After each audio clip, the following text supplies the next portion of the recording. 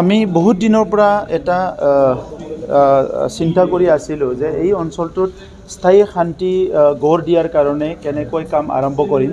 কাৰণ বহুত দল সংগঠন আছে, বহুত নেতৃত্ব আছে, চবৰে চিন্তাবিলাক বেলেগ বেলেগ, নিজৰ আশা আছে, নিজৰ সংগ্ৰাম আছে।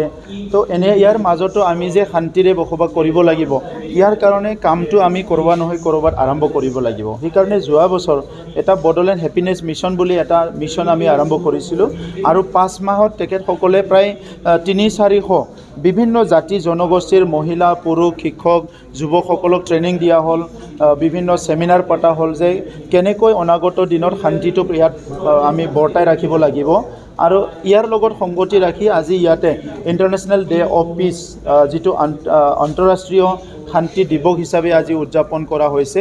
আৰু ইয়াত আমাৰ উত্তৰ পূৰ্বাঞ্চলৰে এজন নমস্য ব্যক্তি ৰিকিতু ইৰালু ডাঙৰীয়া আছে আৰু লগতে শ্ৰী প্ৰকাশ বুলি পুনেৰ তেখেতে গোটেই বিশ্বতে শান্তি প্ৰতিষ্ঠা কৰাৰ কাৰণে বহুত প্ৰতিষ্ঠান গঢ় দিলে।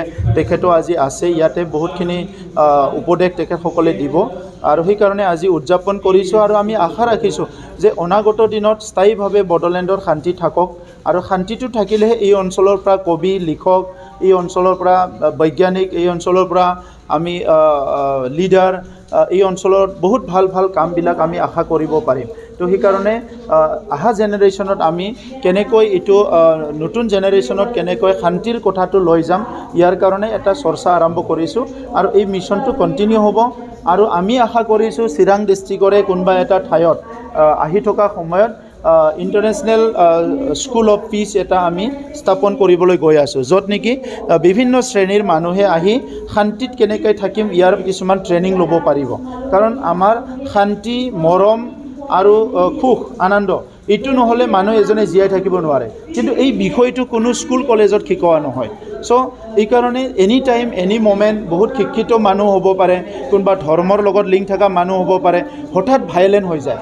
তো এইটো ঠিক কৰিবৰ কাৰণে এটা পিচ মিছন এটা আমি আৰম্ভ কৰিছোঁ।